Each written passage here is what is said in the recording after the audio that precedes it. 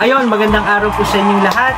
So, ngayon po, we will be going back sa pagre-review po natin ng local perfume, no? Of course, no, we've been doing this, no, sa channel na ito. We try our best to support yung mga local na creation, local perfumes, no, to the best that we can, no? And actually, naka-review na po ako ng perfume from this local brand, no? And this is from their niche or exclusive private line called Erotica Elixir. So, yun, alam na po natin kung ano po ito, no? This local house is called Arcade Gauthier, no? Arcade Gauthier, shout out Sir Brent Bendania, no? And may na-release pong bago, no, na mga inspired perfumes, no? Si Sir Brent, yung house po na yun, I believe, no, aside from the one that we will be reviewing today, no, nag-release siya ng interpretation ng Tiger ng Bulgari, and I believe Imagination ng Louis Vuitton, no. So, yung i-review po natin ngayon, this is called, ayun, no, this is called Legend. This is his interpretation of Aventus Cologne, no, sorry, Aventus Cologne by Creed, no. So, ayan, no, kamusta ba to? Kamusta ba siya sa akin, no? Kasi mamaya pa I'll share to you my thoughts, no, my honest thoughts, no. But before we do that, no, let me show to you the presentation. So this is the box, no, color gray, no, and black yung print, no. So very simplistic, no, but it is elegant, no. And of course, so yan yung loob. Tapos yung AG Arcade Gauthier, no, and the ingredients sa back, and caution, etc., no, and of course made in the Philippines. And this is the bottle, no, very simple lang din, no. Arcade Gauthier sticker, the name of the perfume, no, this is a 50 ml perfume, no. So ayun, again, this is inspired from Aventus Cologne ng Creed, no. So before I give to you my thoughts, no, sa perfume na ito, disclaimer guys, no, I am not the biggest fan of Creed, no. Hindi ako of course, no, I've been in the game for quite some time, pero I wouldn't call myself na fan ng Creed, no. Kung meron po akong gusto sa Creed, no, na I think for me personally would be full bottle worthy, Aventus Cologne lang yon. Not because I'm reviewing Legend today, but because yun lang yung sa tingin kong okay for me. Siguro close sa second would be ano ba, Silver Mountain Water, no. Pwede siguro yun, no, kasi I've had that before, no, sa maliit na concentration, no, and nagkaroon ako ng mga inspired perfumes before ng Silver Mountain Water. Of course, na-try ko na rin yung OG. Pero if you would ask me, I wouldn't burden myself, no, na bumili ng Creed. Again, this is subjective, no. I don't want to mean or sound rude, no, kasi maraming Creed fanatics, no. I respect yung nasa Creed game, no, kasi I believe that's another rabbit hole sa game, no. But that's not me, no.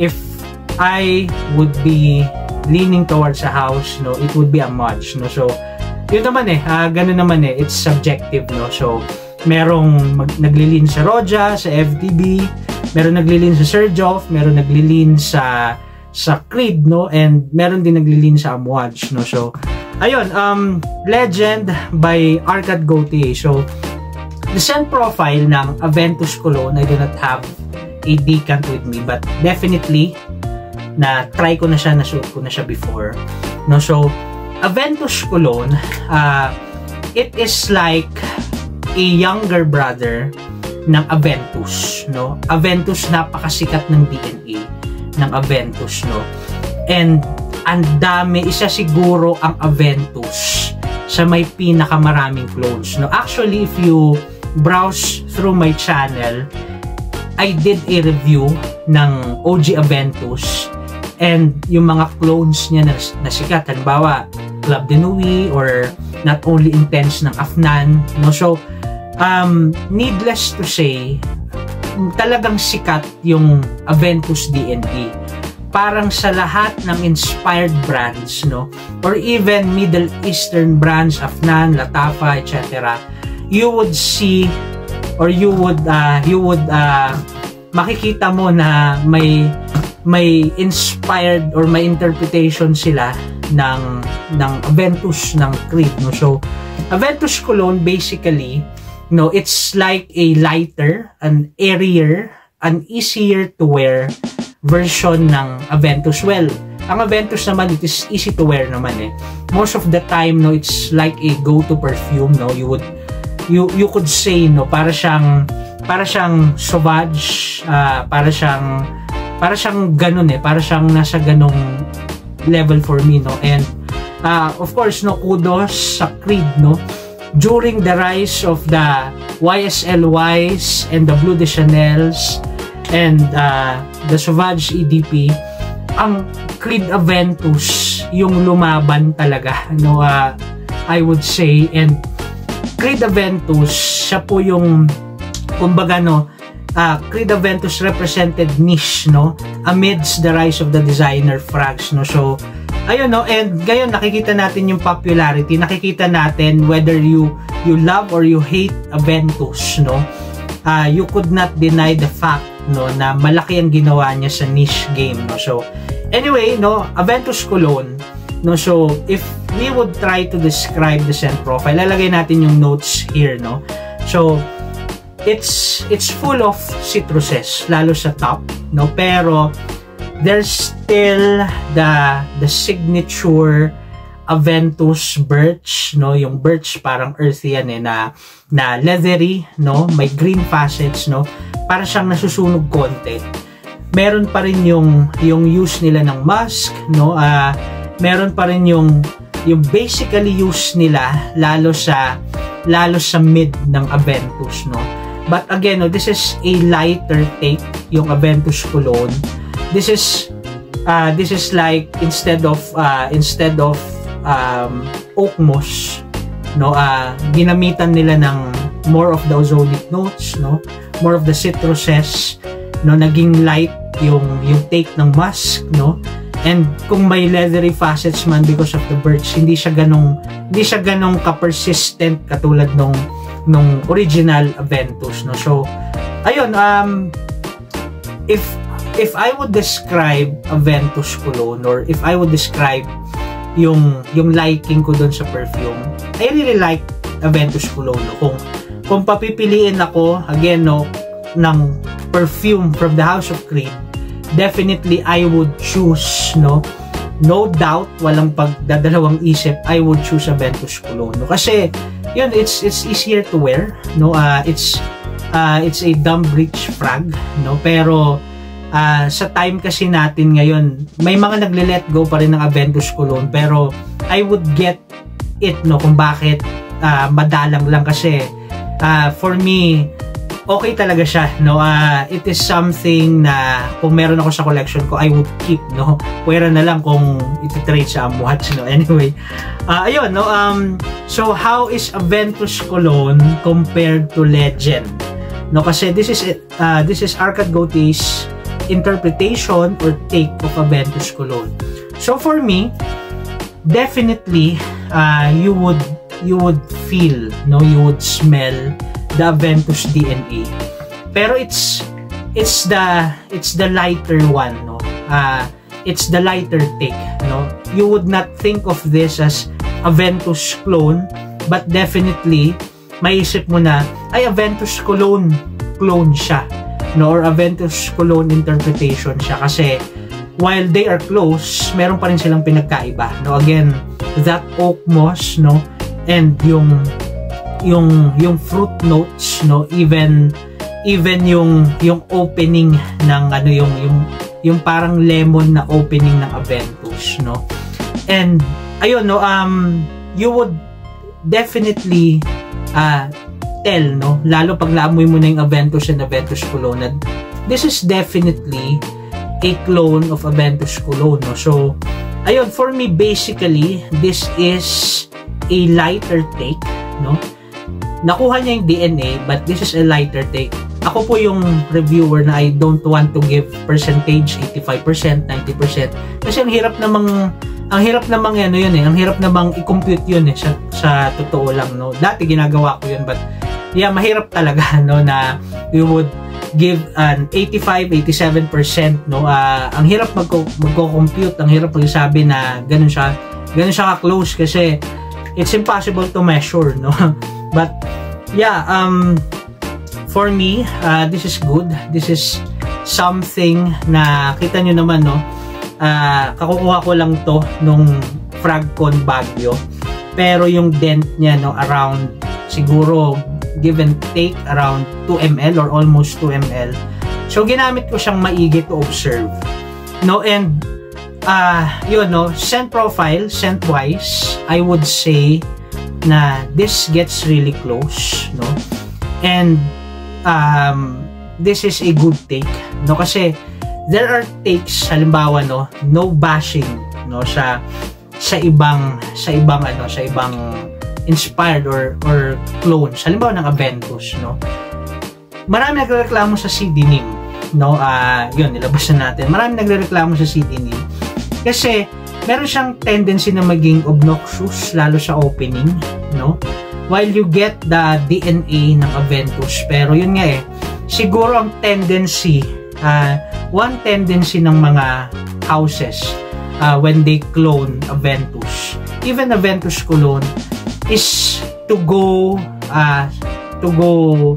overboard, no, to go too much, no, na parang hindi mo na ma-appreciate yung clone, parang mas lalong nalalayo tuloy yung loob mo sa OG, no, if that makes sense, no. So ito, no, I like this take, not because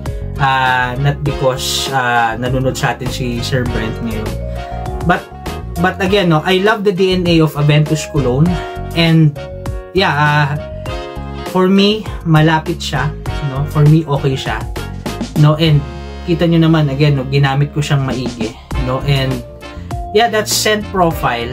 And performance, for me, sa lahat ng times na ginamit ko to,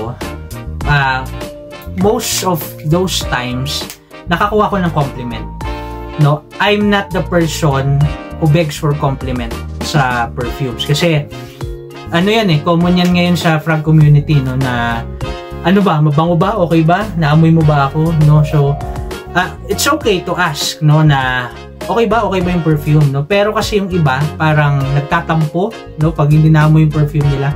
I'm not that kind of person. Maamoy mo man ako, hindi, I don't care. I care less, no. Basta I love what I'm smelling on me, no. Of course, if you have watched my past or my last, no, rather na upload, no, yung performing ba o hindi, I discussed my thoughts about performance and everything, no. So this one, surprisingly, nakakuha ko ng compliments, no. So while that is a good thing, no, it is a good feeling, but you have to remember na bonus na lang yan, no. And ayun, it is pleasing, no. It speaks of the scent profile na it is mass appealing, no. It is kumbaga, no, it is contrary sa madalas kong sinusuot na siguro it is polarizing, no. Pero yeah, it's refreshing kumbaga for me, no. Siguro may itong kind ng frag head na itong way ko ng collecting na I like daring scents, etc. No, it is refreshing siguro na from time to time makashoot din ako ng Dumbridge na perfume, makashoot din ako ng lighter or mass appealing na perfume, no.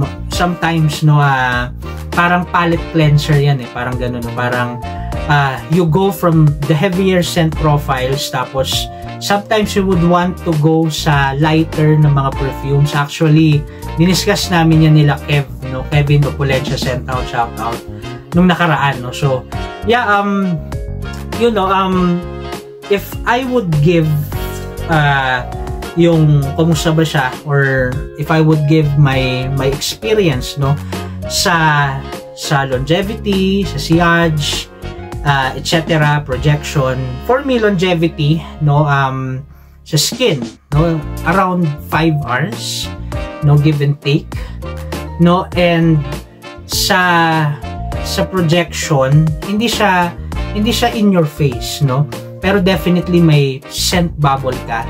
Maganda yung scent trail, no, ng perfume na ito for the first 1 to almost 2 hours, kasi yun nga surprisingly nakakuha ko ng compliments, no. So yun guys, hindi siya beast mode, no, kasi baka maghanap kayo na naman ng beast mode, no. Sir, beast mode ba yan, sir? Ano ba siya? Projecting ba siya? Matagal ba siya sa skin, no? To tell you honestly, no, hindi siya ganon, hindi siya beast mode. It is an average kind of perfume, no. This definitely isa to sa mga perfumes na satisfied ako sa performance, no. And yun nga if you are trying to ask kasi in terms of performance, tingnan nyo muna yung OG. Aventus Cologne, hindi naman yan beast mode So hindi ko rin in-expect na magiging beast mode si Legend, no. So with the performance this one is giving me, I'm pretty satisfied, no. So sana kayo din ay maging satisfied sa performance na ibibigay nito sa inyo, kasi Aventus Cologne nga, hindi naman yun in your face, no. Actually ang experience ko sa Aventus Cologne parang 6 hours, 7 hours, no, with decent na scent bubble, with decent na sillage, no. Pretty satisfied, no, kasi yun nga I'm not looking for beast mode perfumes, no, kasi it does not make sense if you look for that sa clones din, no. So yeah, ganon yung experience ko, and definitely sulit na sulit siya, pambihira. Gusto ko siyang inaamoy, no. 'Di ba may mga times na bago ka matulog, naglilinis ka lang ng collection mo, etc. Naamoy mo lang ang collection mo. Ito yung kumbaga no, masarap na amuyin, parang gano'n, no. So yun lang guys, no.